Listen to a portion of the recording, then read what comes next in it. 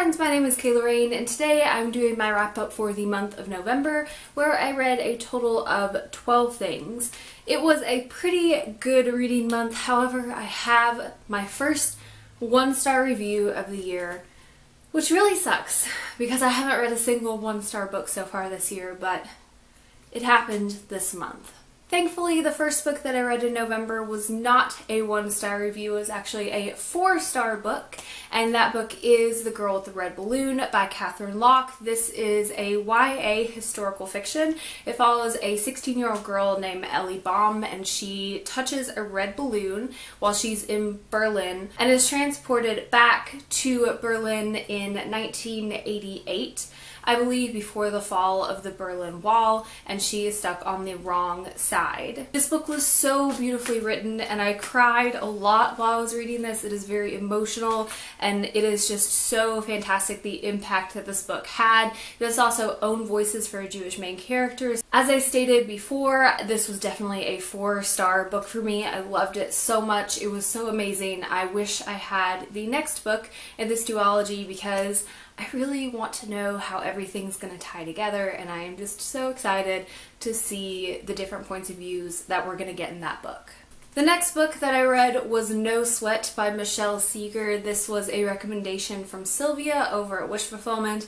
This was the only TBR book that I actually got around to and finished. This was definitely a maybe 5-star read for me? I don't even remember now. I did really enjoy it. It follows the motivation behind fitness and exercise, and as a social worker and someone who works in community mental health, I am very interested in the science behind motivation to set goals and complete those goals and keep them long lasting. So this was really, really interesting. I think anyone who is in any type of behavioral science type of field should definitely pick this up. It was very enjoyable.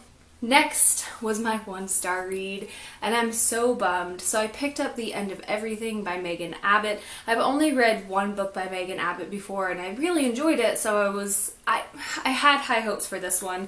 This is an adult novel that follows a 13-year-old girl after her best friend goes missing, and as the storyline goes on, we find out that her best friend was abducted and possibly sexually abused by the person who abducted her. It's a very difficult book to read, and I just don't feel that the material was handled very well. I just did not enjoy some of the responsibility that was placed on the teenage characters to know better and to do better. I did not enjoy that, and I wouldn't have liked that no matter what, but it just felt like pouring salt in the wound with everything going on. So I did give this a 1-star, and I don't know that I'm going to read anything else by Megan Abbott after that because that was just such a disappointment. However, the next book that I read was really, really fantastic, and I was so glad that I picked this up, and that was The Gauntlet by Karuna Riazi. I loved this. This is a middle grade that follows a main character named Farah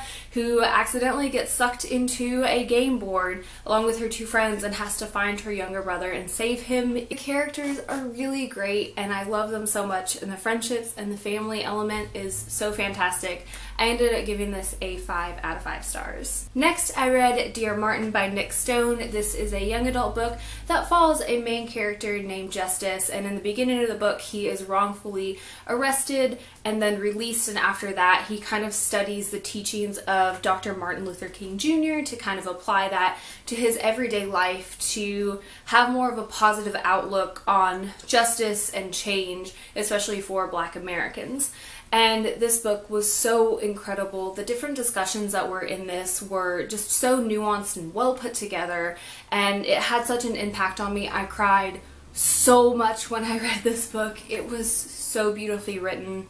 It's not very long. I finished it in one day, and this is like the book that I think everyone definitely needs to read by the end of the year. I ended up giving this a 5 out of 5 stars. Next, I picked up The Silver Mask by Holly Black and Cassandra Clare. This is a middle grade book. It is the 4th installment in the Magisterium series, so I'm not going to talk too much about plot. All I will say is this was kind of like the last book. It was just kind of dragging on, and I wasn't sure that I was enjoying it, but then by like the last 25% I absolutely fell in love. I love where the authors went with the plot, and now I'm just really excited for the last book in the series, so I did end up giving this a 4 out of 5 stars. I also picked up One Dark Throne by Kendara Blake. This is a book that I have been anticipating all year. I pre-ordered it and I've been kind of putting it off, but also really wanting to read it because I was so nervous about what would happen. This is the second installment in the Queens of Fenburn series, which is going to be a 4-book series, I believe. So again, I can't talk too much about plot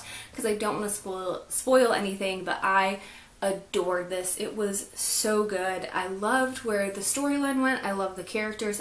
I fell in love with some of my favorite characters all over again, and I created a deeper, passionate hate for other characters that I just didn't like in the first book, and it was so fantastic. It did everything I wanted it to do out of a dark, twisty fantasy. I ended up giving this a 4 out of 5 stars. And I also picked up Maybe in Another Life by Taylor Jenkins Reid. This is a book I borrowed from my friend, and she really enjoyed it. I don't read a lot of adult books, but I genuinely enjoyed this. It follows a main character named Hannah, and she just does not have her life together. She moves back to her hometown of LA with her best friend, and then the story splits up into 2 different parts from there.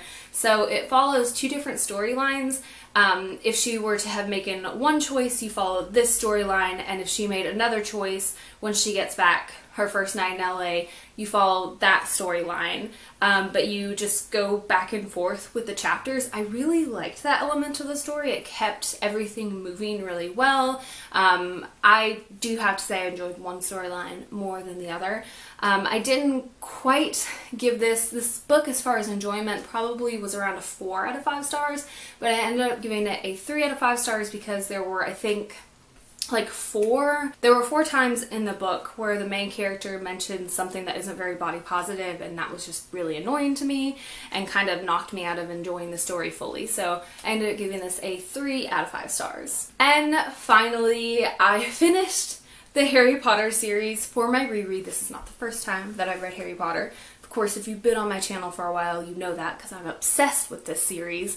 But I finished my reread and I'm so emotional, and I'm in such a book hangover from this. So I read Harry Potter and the Order of the Phoenix, Harry Potter and the Half-Blood Prince, and Harry Potter and the Deathly Hallows, and I gave them all 5 out of 5 stars. I adored them all. I just have so many feels right now, and I just kind of want to reread the entire series again, which always happens when I do a reread of Harry Potter. So yeah, maybe I'll hit it up again next year and just, you know, be in my feels all over again. Anyway, that has been it for today's wrap-up. It was a genuinely good reading month, even with the 1-star read in there. I felt like I was introduced to so many amazing new authors this month, and I'm so excited to see where they go with their careers and to read their future books.